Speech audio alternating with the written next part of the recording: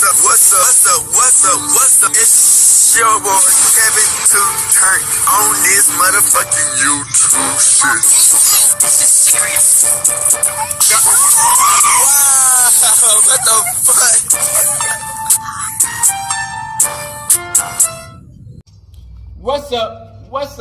What's up?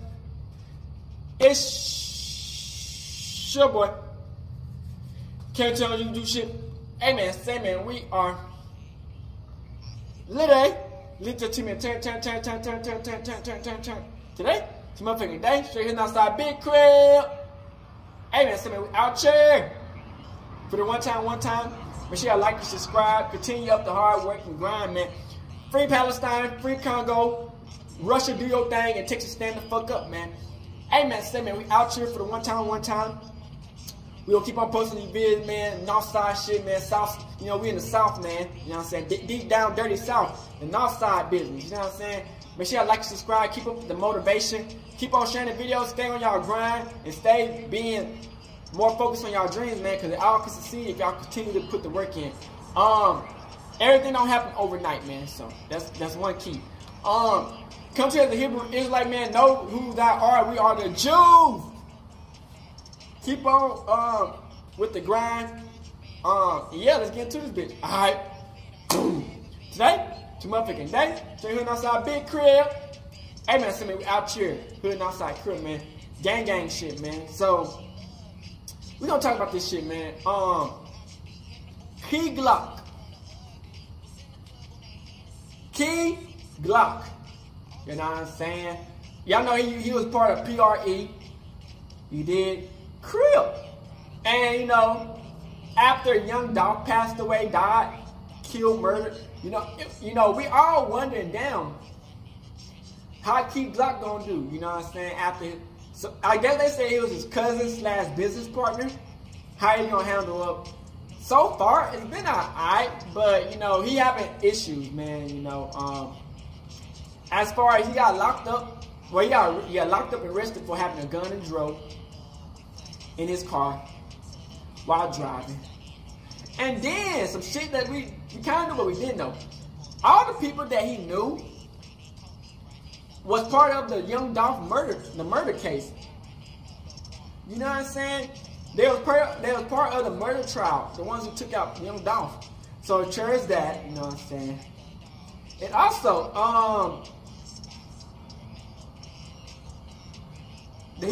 they try to say he was part of the big Jook, Gotti brother passing away. So we got these videos about what's going on in the situations and, you know, in his life. So I hope y'all enjoyed these videos. Make sure y'all like and subscribe. We figure out more about Keygloc and how he been going on after, you know, young Gotti been passed away. You know, if that's your family and one of your boys you really down with, you know, that's kind of a heartbreak. You know, you don't want none of that to happen. So we got the video. Make sure y'all like, subscribe, and yeah.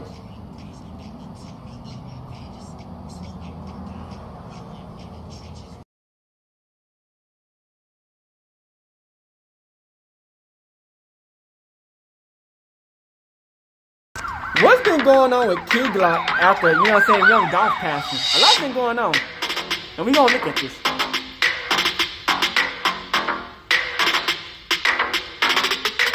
Keygloc is pulled over and detained in the back of a squad car. Yeah, it's just a probation violation for disorderly conduct charge. How's it going? Good. What's been going on with Keygloc? You know, I'll be feeling some type of way after young Dolph passed away, no cap, you know what I'm saying? But, you know?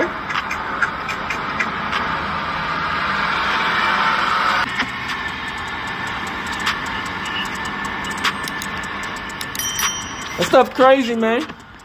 Short.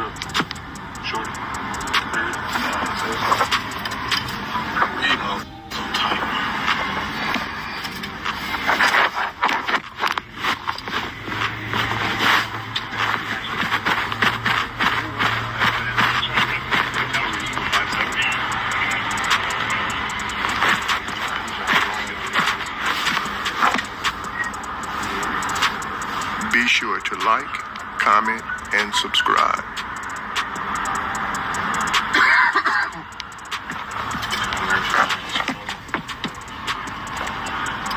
was still.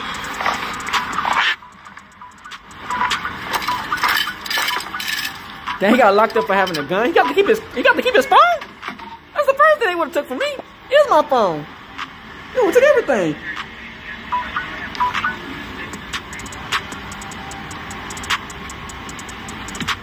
What's the reason we were detained? Just because of the smell of weed. There was just a little bit of weed in the car, in the little bag from Wings. But that's just a ticket. It's not even. It wasn't even like a no or nothing, was it? Yeah, just a little like 3.5. It's not no 3.5, bro. They locked me up for a motherfucking joint, nigga. Shit, man. That ain't no 3.5. You know, maybe with the bag. But that is gonna be a ticket. Hey, what's up, Reddick? Hello? And they found the gun. Hey, we're on the traffic stop over here on 1900 Piedmont. Yeah, he said 211, so. Alright, yeah, we'll come play after this. We're probably gonna have to go to the city. Alright. Please don't leave that wrong. Alright, go to the city. No, not you. What about me? Yeah, because you got the warrant. It says they'll pick you up within 50 miles of Sandy Springs, and we're within 50 miles. So they'll probably want you, man. Oh, for court.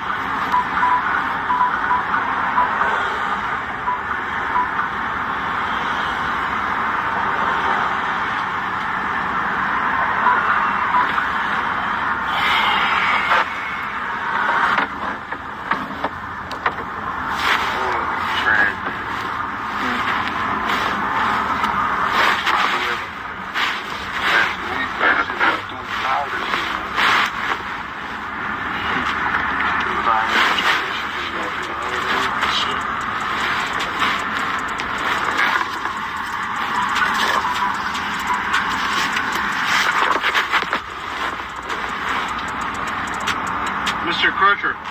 Yes. If Sandy Springs does want you for your warrant, you want to leave left in the car? Yeah. Huh? I want to leave my in there anyway. Huh? Mr. Crutcher, the driver. Oh wait. Yeah, Mr. Cappy, you got a couple open felony cases, so you can't really be around them. So we're gonna turn them into the annex. As soon as you get out from Sandy Springs, you can go down to the annex and get them back. Okay? Man, you said I have a who? You just been arrested for a couple felonies, and there's no disposition on them yet. Yeah, I'm not still going to court on nothing. All my stuff it probably just ain't expunged yet. All my stuff. I can't see that. Nah, so because of that, we're gonna just turn it into property. He can get them at his own convenience. That's You're just gonna get a crazy. ticket for the. it's understood. I get the ticket. You? Yeah. No, he gets the ticket. You got the tickets? They weren't even out there. Don't worry about it. That shit. Oh.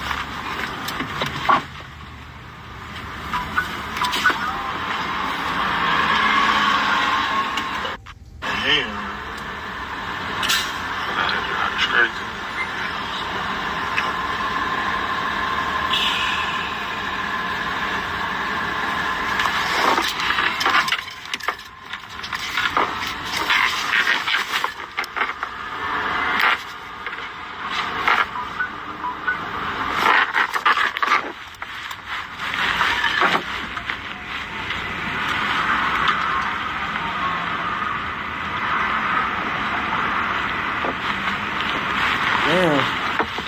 So this put up for having a strap and Joe in the car. That's crazy.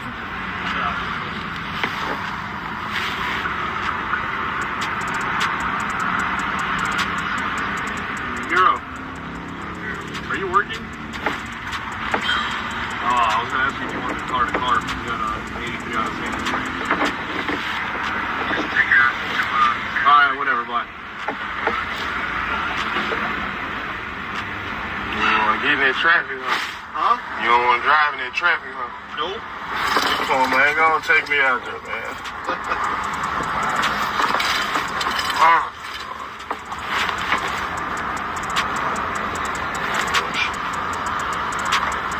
I laughed it off, man. You want to put the stuff in the trunk?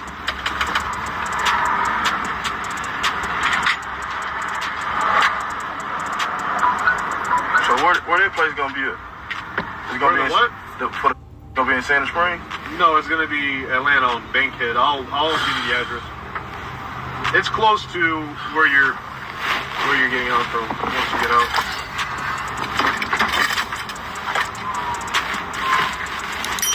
Say I gotta go through y'all process and they process. I don't have any charges on you except for the window tint. Huh? I don't have any charges on you except for the window tint. So once you go to jail, they'll probably ask you if you want to pay that, or if you wanna, or they'll give you a court date for that, and then you'll just wait for Sandy Springs to come get you. I was on the phone trying to see if a Sandy Springs officer can meet with me, so he can take you straight to their jail instead of you having to wait for them to come pick you up from our jail. But going back that way, it's not that bad. Sandy Springs, right?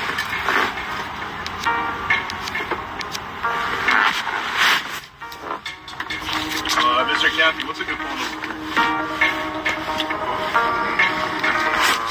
I don't even watch football. Who won? Somebody won the Super Bowl or something? The strained relationship between the CMG and the PRE was evident when the demise of significant figures within each party prompted notable reactions from both sides. I think this gonna hurt a lot of rappers, man, after this, man. So when Keygloc also responded to the passing of Yo Gotti, it came as little surprise to many. However, I must caution that I'll be providing details of disturbing footage that surfaced during Yo Gotti's brother's demise.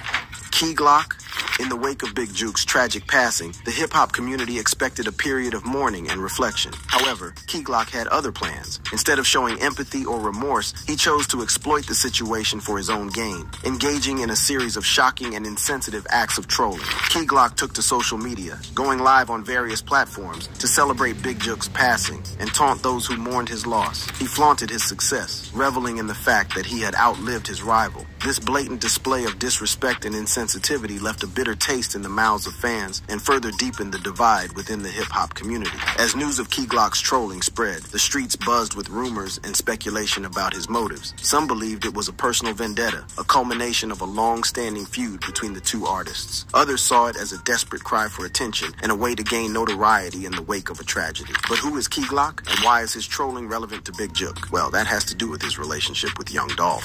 Keygloc's journey begins in South Memphis, where he was born as Markevius Leshawn Sean Cathy on August 3, 1997. Growing up in a neighborhood known for its challenges, Keygloc faced a difficult upbringing. His father was absent from his life, leaving the responsibility of caring for him to his mother. Unfortunately, Keygloc's mother turned to a life of crime to provide for her family. Engaging in shady activities on the streets became her means of putting food on the table and paying the bills. While it sustained them for a while, luck eventually ran out, and she found herself in trouble with the law. The turning point came after a robbery in which she was involved went awry, leading to her arrest. The authorities wasted no time in ensuring that she faced the consequences of her actions. In April 1999, she was sentenced to 15 years in prison, leaving Keygloc, who was just a year and a few months old at the time, with nobody but his grandmother to care for him. Despite the absence of his mother, Keygloc's grandmother made sure he didn't lose touch with her. She took him to visit his mother in prison, even as she was moved from one facility to another over the years. Keygloc vividly remembers those visits, traveling to various states, including Minnesota and West Virginia, to see his mother. He recalls, "I was 5, 6, 7 years old, and I was going to federal and state facilities just to visit my mother." Growing up on the streets of Memphis was a daily struggle for Keygloc. He likened it to a jungle, where one had to be either the prey or the predator. But amidst the hardships, music served as a form of distraction and escape. Keygloc found solace in the sounds of influential artists like Lil Wayne, Gucci Mane, and the iconic Memphis rap group 3-6 Mafia. Their music became a soundtrack to his life, providing him with a sense of belonging and inspiration. Keygloc's fascination with the streets grew as he got older. He was captivated by the lifestyle and learned to be street smart at a young age. Reflecting on his upbringing in Memphis, he shared that growing up in South Memphis was rough and fun.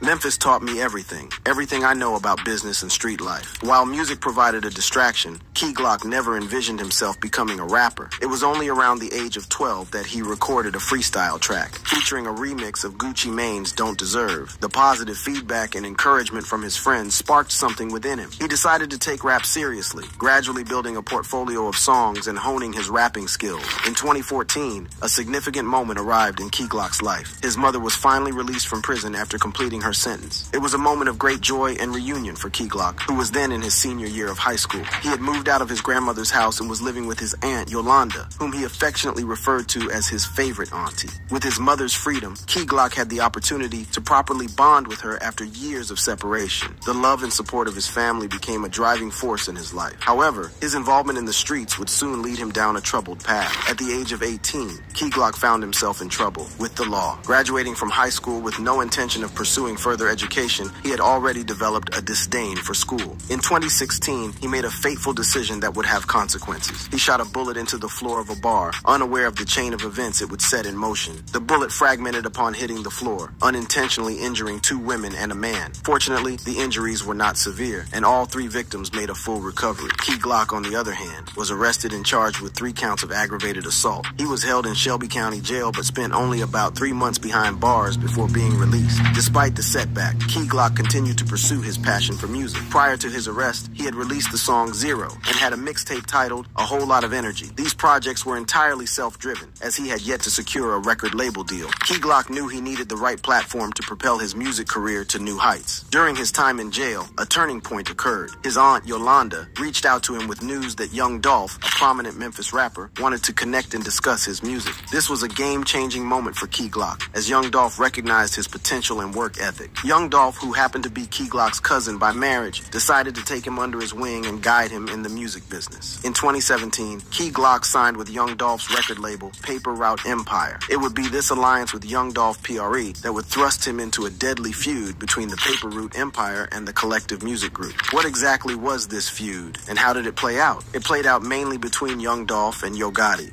Young Dolph versus Yo Gotti.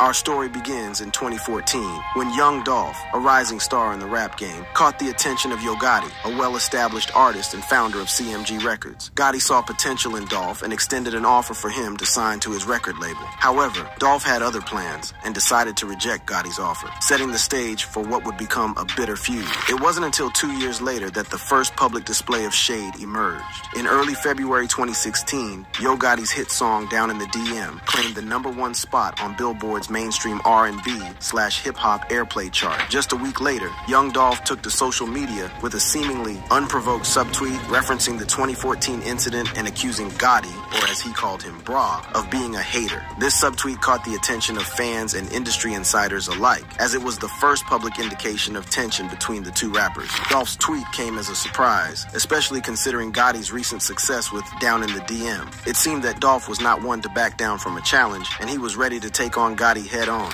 As the months went by, Dolph continued to come for Gotti, taking shots through his music and social media presence. In fact, Dolph even announced the title of his debut album, King of Memphis, a term that Gotti had repeatedly used to refer to himself. It was clear that Dolph was not only rejecting Gotti's offer, but also challenging his claim to the throne. Despite Dolph's relentless jabs, Gotti remained relatively silent, choosing not to engage in a direct back and forth with his rival. This lack of response only seemed to fuel Dolph's fire as he continued to take shots at Gotti and his crew. However, it wasn't until Dolph released a diss track in February 2017 that the feud reached a new level of intensity. In his diss track titled Play With Yo Bitch, Dolph explicitly named Gotti and unleashed a barrage of insults aimed at his rival. This track served as a direct challenge to Gotti, daring him to respond, and respond he did. Gotti fired back with his own diss track titled Don't Beef With Me, making it clear that he was not one to be taken lightly. The feud between young Dolph and Yo Gotti had now escalated to a point where it was impossible to ignore. The tension between the two rappers was palpable, and fans eagerly awaited their next moves. Dolph, never one to back down, took things a step further by releasing a music video for Play With Yo Bitch, featuring a Gotti look-alike.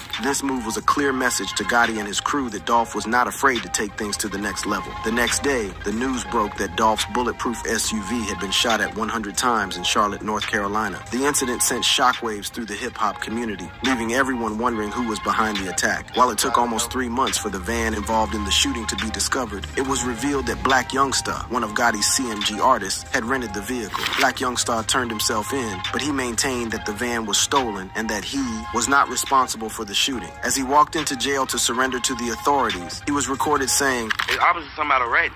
Somebody's snitching." This statement only added to the mystery surrounding the incident and raised questions about who was truly behind the attack on Dolph. The events leading up to the beef between young Dolph and Yo Gotti had taken a dark turn. What started as a rejected record label offer had now escalated into a full-blown feud with diss tracks, music videos, and even violence. The tension between these two Memphis rappers was at an all-time high, and the hip-hop community was left wondering what would happen next. The news of the shooting sent shockwaves.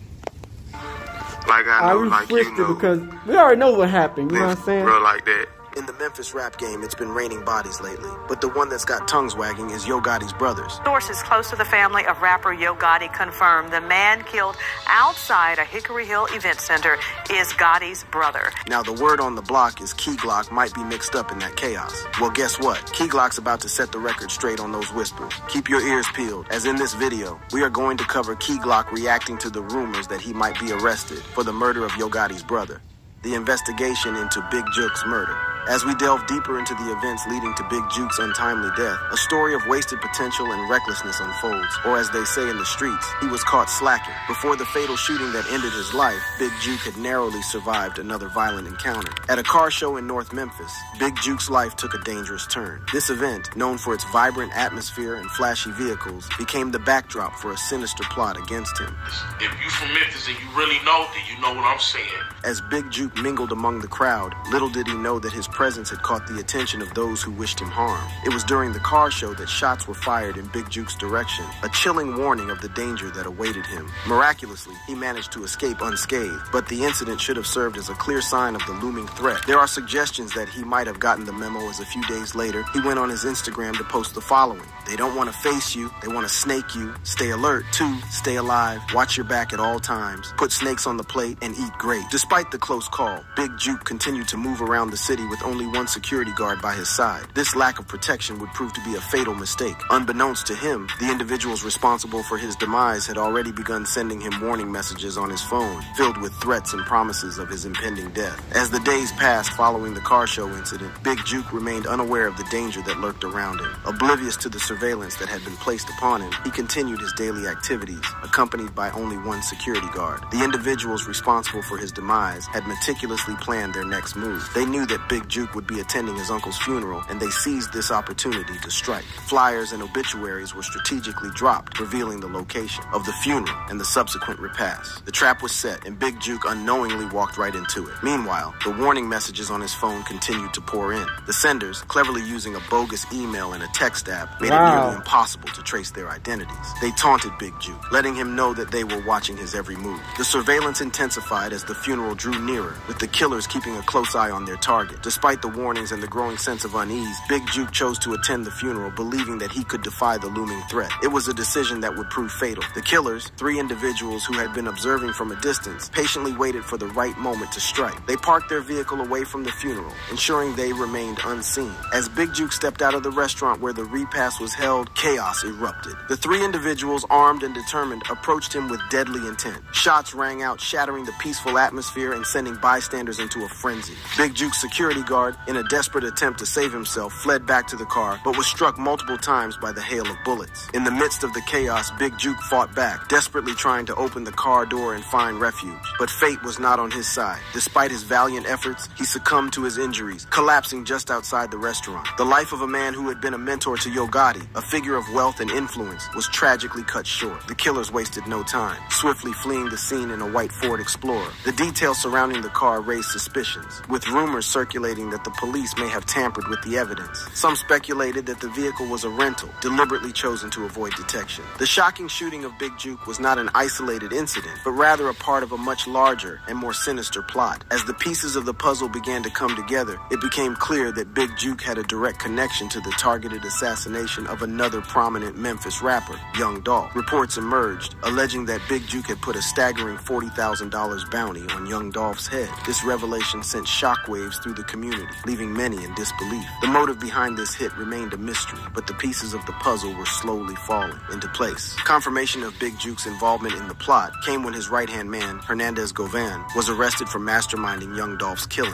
Hernandez Goin was accused of recruiting the killers and orchestrating the payment for the hit. The revelation of his role in this heinous crime added another layer of darkness to an already chilling story. Images of the infamous white Mercedes, believed to be the getaway car used in Young Dolph's murder, circulated widely. The car was found abandoned outside an empty house on Bradley Street, just days after the tragic incident. This discovery further solidified the connection between Big Jook and the plot against Young Dolph. The investigation into Young Dolph's murder revealed that Hernandez Goin, along with Justin Johnson, also known as Straight Drop, and Cornelius Smith, had lived just a few houses down from the abandoned property. These individuals were now facing charges of first-degree murder, attempted first-degree murder, and conspiracy to commit first-degree murder. The shocking truth was now beyond a shadow of a doubt. Big Jook had put the hit out on Young Dolph, and Hernandez Goin had played a pivotal role in recruiting the killers and facilitating the payment. The web of secrets and revenge had led to a devastating chain of events, culminating in the tragic shooting of Big Jook. What was the incentive for these individuals to target Young Dolph? What had transpired between them that would lead to such a violent act? The answers to these burning questions would soon be revealed as we continue to dig deeper into the shocking truth behind Young Dolph's murder. It was discovered that the incentive for the killers extended beyond mere financial gain. While the $40,000 bounty placed on Young Dolph's head was a significant factor, there was something deeper driving these individuals to commit such a heinous act. Only the motive 40K? behind the plot to kill Young Dolph was rooted in a deep-seated rivalry and a thirst for revenge. Big Jook, allegedly fueled by a long-standing feud, had orchestrated the hit as an act of retaliation. The details of this rivalry and the events that led to such a violent act were shocking and disturbing. The feud between Big Jook and Young Dolph had escalated to a point where Big Jook saw no other option but to put a price on Young Dolph's life. The reasons behind this bitter rivalry remained undisclosed, but the consequences were devastating. The confirmation of Big Jook's involvement in the plot, along with the arrest of Hernandez Goin, shed light on the extent of the animosity between the two parties. The web of secrets and revenge had entangled them in a dangerous game, leading to a tragic chain of events. The shocking truth behind the motive for Young Dolph's targeted assassination was a testament to the dark side of the music industry. It revealed the lengths to which individuals would go to settle their scores, even at the cost of innocent lives. However, recent claims suggest that Big Jook's cell phone could hold crucial evidence linking him to a string of murders within the Memphis rap scene, potentially including the killing of Young Dolph. In today's digital age, cell phones have become an integral part of our lives, storing a treasure trove of personal information.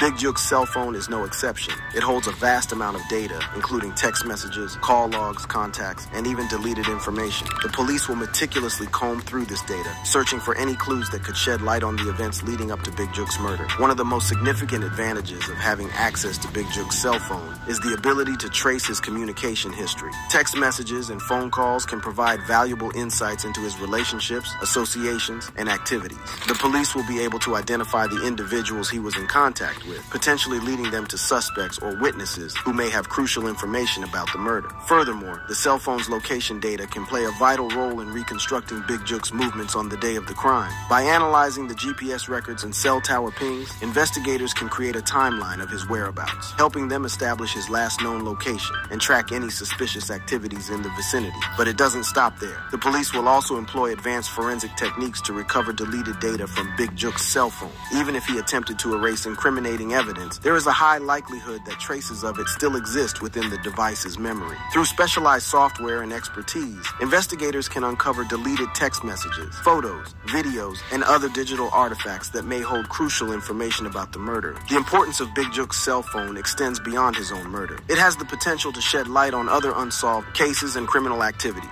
Big Jook was known to be involved in various illegal activities, including drug dealing. The cell phone's records may reveal his connections, suppliers, and customers, providing valuable leads for ongoing investigations. Additionally, the cell phone could hold information about potential threats or enemies Big Jook may have had. As mentioned earlier, he had been receiving death threats prior to his murder, warning him not to attend young Dolph's funeral. These threats may have been communicated through text messages or other digital means, and the cell phone could hold crucial evidence that could help identify the individuals behind the threats. The investigation into Big Jook's murder is not a simple task. It requires meticulous analysis of the cell phone's data, collaboration with forensic experts, and the use of cutting-edge technology. The police will leave no stone unturned as they dig deep into the digital footprint left behind by Big Jook. However, it is important to note that the investigation may take time. Analyzing the vast amount of data stored in the cell phone is a time-consuming process, and the police must ensure that no crucial piece of evidence is overlooked. While the public may be eager for updates and breakthroughs, it is crucial to understand that investigations of this nature require patience and thoroughness. As the investigation unfolds, the police will likely start reaching out to individuals whose numbers are found in Big Jook's cell phone records. They will want to gather information, statements, and potential leads that could help solve the case. Those who were in contact with Big Jook, whether for criminal activities or otherwise, should be prepared for questioning and potential involvement in the investigation. Furthermore, there's growing anticipation that examining Big Jook's cell phone could shed light on the extent of Keygloc's involvement in these two homicides. You may wonder, what connection does Keygloc have to these events? Let's exercise patience and methodically peel back the layers to reveal the answers. First, we will look at Keygloc's reaction after the passing of young Dolph. Keygloc after young Dolph's passing. Shortly after the devastating passing of his cousin and close associate, young Dolph, Keygloc broke his silence and addressed the world. It was a moment that many had been waiting for, as Keygloc had remained silent in the immediate aftermath of the tragedy. However, on November 21st, via his Instagram story, he finally spoke up, albeit indirectly, about the loss that had shaken his world. In a heartfelt message, Keygloc wrote, "Stop asking me if I'm okay, knowing well I ain't," accompanied by a broken heart emoji. With those words, he made it clear that he was grieving and going through a difficult time. It was a plea for understanding and a request for space to process his emotions. Keygloc wanted to go through the grieving process peacefully, away from prying eyes and constant inquiries. A few days later, Keygloc paid a proper tribute to his mentor, young Dolph, through a heartfelt post on his Instagram page. He shared throwback photos of himself and young Dolph, capturing the moments they had shared together. In the emotional caption, he wrote, "Bro, I'm lost. My heart is torn. My brain about to explode. It hurts when I breathe." These words painted a vivid picture of the immense pain and sorrow Keygloc was experiencing. Keygloc continued to express his deep connection with young Dolph, describing him as his partner in everything they did. He acknowledged that life would never be the same without his left-hand man by his side. The loss of young Dolph had left a void in Keygloc's life that seemed impossible to fill. The bond they shared went beyond music. They were brothers, family, and had an unbreakable connection. During an interview, Keygloc opened up about the impact young Dolph's passing had on him. He revealed that finding out the truth about young Dolph's passing had been incredibly tough, and it had caused him to reevaluate his career path. When asked about his feelings regarding the tragic event, Keygloc simply stated that he was maintaining. He explained that he was neither getting better nor worse, but rather existing in a state of numbness. I'm content. I'm alright. When you say content, what does that mean?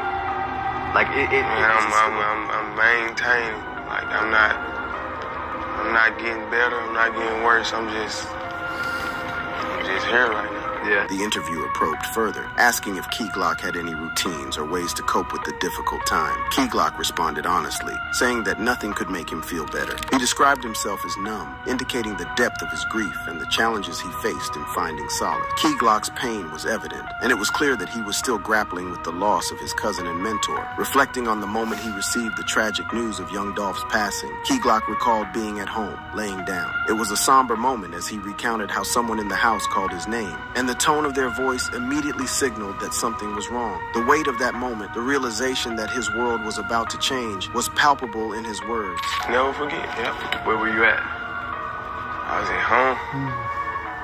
I was at home laying down, actually. Yep. And did somebody call you, or? Somebody called me in the house. Like, you know how you can hear when somebody call your name, like the tone of their voice, like you know something wrong, you just don't know what it is. Yeah. In his music, Keygloc also expressed his emotions regarding young Dolph's passing. The track Proud, which appeared on the deluxe edition of his latest mixtape Yellow Tape 2, served as a platform for him to pour out his heart. In the lyrics, he rapped about losing his dog, his man, and feeling lost inside. The pain and grief were evident in his words, as he acknowledged the inability to turn back time, despite seeking revenge. To honor young Dolph's life and legacy, Keygloc acquired a piece of dolphin-shaped jewelry, symbolizing young Dolph's iconic logo. According to Keygloc, it was his most expensive piece yet, a testament to the profound impact young Dolph had on his life. The jewelry served as a constant reminder of their bond and the void left behind by young Dolph's absence.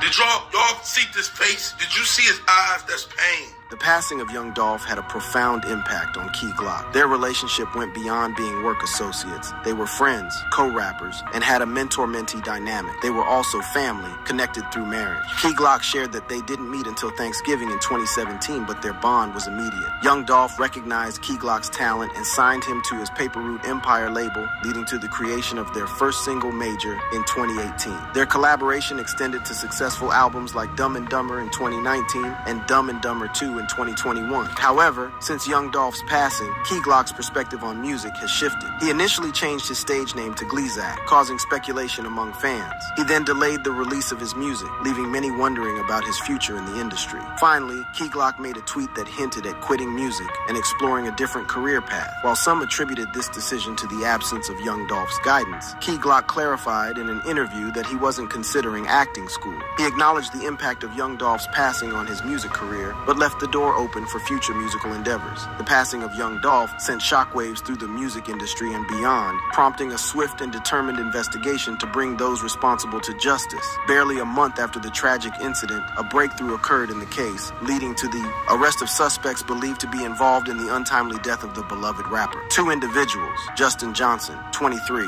and Cornelia Smith, 32, were arrested and later indicted on first-degree murder charges. These alleged hitmen pleaded not guilty through their defense lawyers in Shelby County Criminal Court in February 2022. The arrest of these suspects marked a significant step forward in the pursuit of justice for young Dolph. Justin Johnson, also known as Straight Drop, was pursuing his own rap career at the time of his arrest. His now deactivated Instagram account featured a photo posted on November 5th, 2022, in which he was seen wearing a large pendant on a chain at his waist. This detail caught the attention of investigators, further linking him to the tragic event. However, the arrest of Justin Johnson did not come without its share of drama. After a warrant was issued for his arrest, Johnson attempted to evade capture, leading to a manhunt involving the U.S. Marshals, Memphis Police, and the Tennessee Bureau of Investigation. In an audacious move, Johnson took to his official Instagram page to taunt the police, posting about turning himself in and claiming his innocence. The message read, "Turning myself on Monday at 201, I'm innocent." He even posted an Instagram story with the caption, "I'll be back sooner than you can blink." Instead of surrendering, Johnson released a track and music video titled Trackhawk, where he rapped about being watched by the feds and keeping his identity concealed. The authorities, determined to bring Johnson to justice, offered a reward of $15,000 to anyone with information on his whereabouts. Eventually, on Tuesday, January 12th, 2022, Johnson was apprehended. His arrest marked a significant breakthrough in the case, providing hope for young Dolph's family, friends, and fans that justice would be served. While Johnson's arrest was a crucial development, the investigation into young Dolph's passing was far from over.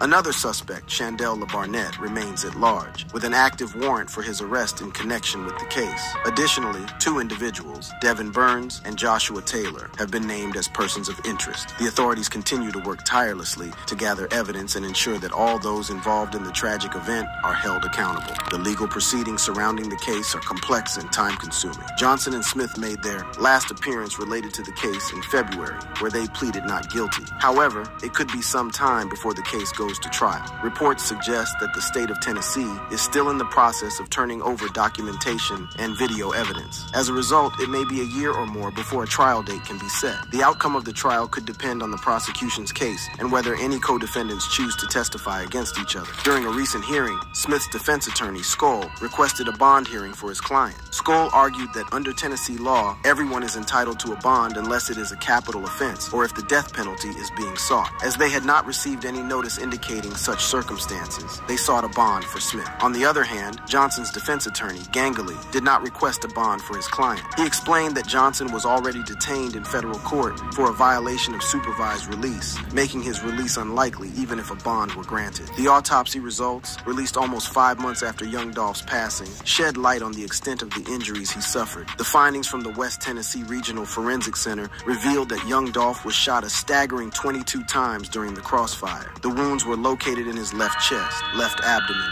right chin, right neck, right shoulder, both arms, and multiple times in his back. These details, reported by local media and later confirmed by young Dolph's aunt, Rita Myers, added to the heartbreak and difficulty faced by the family in processing the tragic loss. Keygloc's relationship with the killers of Keygloc. Now, Keygloc, you definitely have some explaining to do.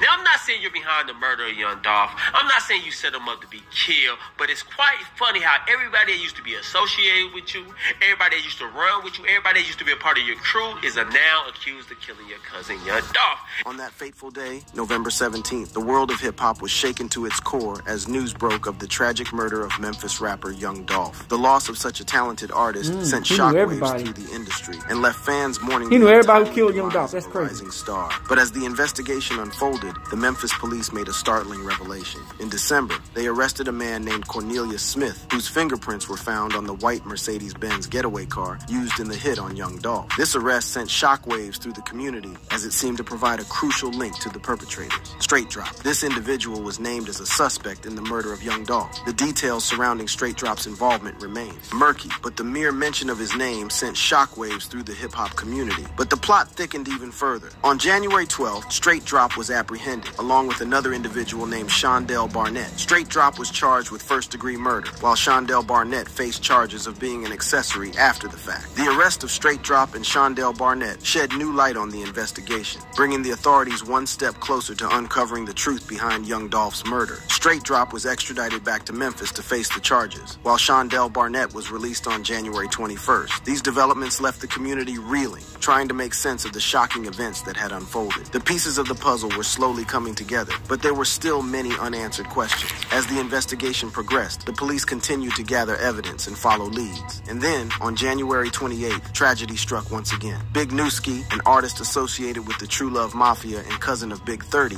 was brutally killed. The loss of yet another life sent shockwaves through the hip-hop community, leaving everyone wondering when this cycle of violence would end. Throughout these events, one name remained at the center of attention: Keygloc. As a close associate of Young Dolph, Keygloc found himself in the spotlight, facing scrutiny and speculation. But it's important to remember that being associated with someone doesn't make you guilty by association. The investigation into Young Dolph's murder was far from over, and the police were determined to uncover the truth. The connections between the suspects and Keygloc were undeniable, but whether they were directly involved or mere coincidences remained to be seen. Young Dolph, a savvy businessman, was not only a talented rapper, but also the head of his own label, Paper Route Empire. He was focused on making money and signing artists to his roster. However, behind the scenes, his artists were engaged in a real street feud with the True Love Mafia. Artists like Straight Drop, JoJo Splat, and CEO Bobby, all associated with the True Love Mafia, had a bone to pick with Young Dolph. Every time they saw Young Dolph flaunting his wealth, buying luxury cars, lavish cribs, and expensive chains for his artists, it must have felt like a direct insult. To them, Young Dolph was not just an enemy, but the one supplying their rivals with the resources to succeed.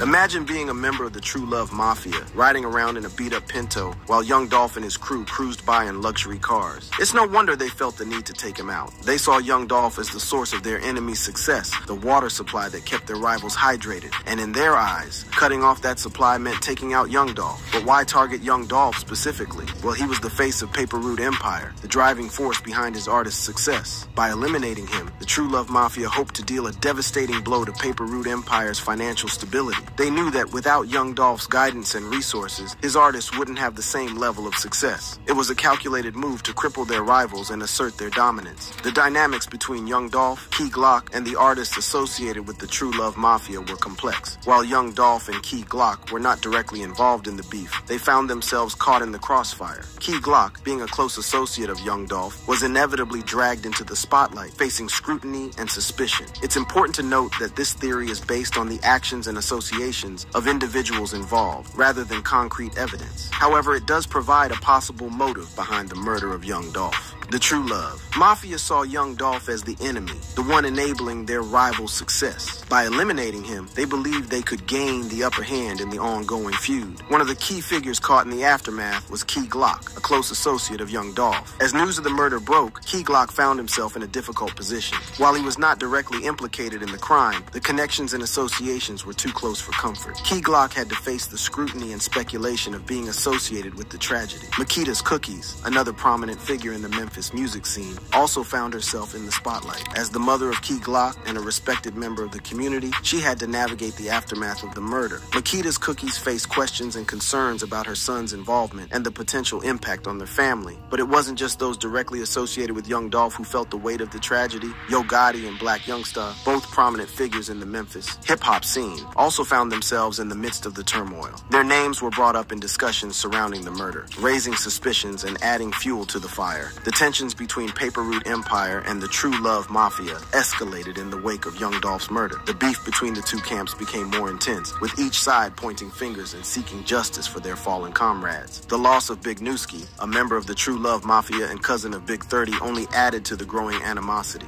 As tensions rose, key figures in the industry began to make moves. Keygloc, perhaps feeling the weight of the situation, put all his yellow cards on the ramp and got out of Memphis. It was a strategic move to distance himself from the escalating violence and potential danger. Moneybagg Yo, another prominent artist, also made a similar decision. He chose to leave Memphis, not wanting to get caught in the crossfire of a war that seemed to be brewing. The loss of young Dolph and the subsequent events made it clear that the situation was spiraling out of control, and it was best to stay out of harm's way. The aftermath of young Dolph's murder revealed a dark underbelly of the hip-hop community, with tensions, rivalries, and potential motives coming to the forefront. It became evident that there were those within the industry who had a lot to lose if the violence continued. That brings us to... Alright, back. So gang, go. So this is wild. You know what I'm saying? Like I said, man. Keygloc, man, he just got arrested for that gun thing. That's crazy how he had to keep his phone, because I couldn't keep my phone when I got arrested. You know what I'm saying? I didn't even have a gun on me. I had, like, you know what I'm saying, some shit to protect myself, but not no gun, you know what I'm saying? I didn't even have no weed on me. You know what I'm saying? And they still took everything I had, you know what I'm saying? So he had a chance, the opportunity to show what's going on, man. You know, people just fuck with you, man. You know, when you're in the limelight a lot, and you're part of, like, the situation that's going on, they gonna have your eyes on you for a good minute, man. You're gonna have FBI, CIA, they all looking at your ass on your social media, on everything. You know what I'm saying? So, you know, it was only about time that some shit was gonna happen. You know what I'm saying? But you know, you don't want to wish it on nobody. But you know, it's wild. You know, you get put into this lifestyle. You grow up in it, and you know, sometimes it get worse and worse. You had a good moments in life that you would never thought you would ever get to, and then after that, it crashes down. You know what I'm saying? So hopefully, he continue to do his music, man. You know, a lot of rappers, you know, they release their pain through music and their motivation, and all their ideals, not like ideals that can, you know what I'm saying, but ideals that, you know what I'm saying, through their music. And, you know, it pops off and go crazy and helps other people to become the person they supposed to be. You know what I'm saying? So I feel like, man, you know, Keygloc is put in a situation where, you know, the enemy was trying to say it was him, and the people were kind of seeing what was going on. But I feel like they know Keygloc not really part of it, but we don't know. You know, Big Jook, passing away and everything. You know, his phone coming out. So if his phone come out and they find out, hey, damn, Keygloc was part of it, who knows what could happen, you know what I'm saying? So hopefully it don't go like that, you know. I said, man, Big Jook, man, hey, man, you brought up on yourself, Big Jook, you know what I'm saying? You wanted the beef to go down so bad, and you just end up getting used like a pawn in Yo Gotti, chessboard, man, you know, you got took out, so my mama got took out, Big Jook gone, Yo Gotti disappeared to the shadow realm. Who knows where he at right now? He probably in Bahamas or some shit. You know, you dig what I'm saying? Crip, you know, a lot of people are facing bad situations. A lot of people been dying through this war in Memphis, man. A lot of people been dying, you know what I'm saying, during this this war. I think over at least about 20 people done passed away from gun violence, you know what I'm saying? Or house got shot up. You know what I'm saying? So I feel like, man, you know, everybody in this who's in this Keygloc, not Keygloc, in this Yo Gotti and Young Dolph beef is gonna have some issues, man, you know, with the 12 or with the ops, man, you know what I'm saying? A lot of people got locked up, you know what I'm saying, and you know, who main people in the shit, but some people gotta let go. You know what I'm saying? So we all just seeing what's gonna happen, man. Keygloc, get better, man. You know, we gonna see what's gonna happen. I heard that he was in the case for Big Jook murder. So who knows what's gonna happen with that situation, man. You know, we wish Young Dolph was still alive, you know, rapping that shit. Like last video I seen him with Young Dolph when he was alive, it was like right before he died. Him getting into a beef with Soulja Boy, man. That was the last time I seen Yo Gotti alive, man. In a few days, he passed away, man. I was like, damn. I would just watch him. Like it was like almost like a day after it happened of that live stream. So, hey man, I hope y'all enjoy these videos, man. Make sure you like and subscribe. Out this bitch, man. Keygloc, stay up.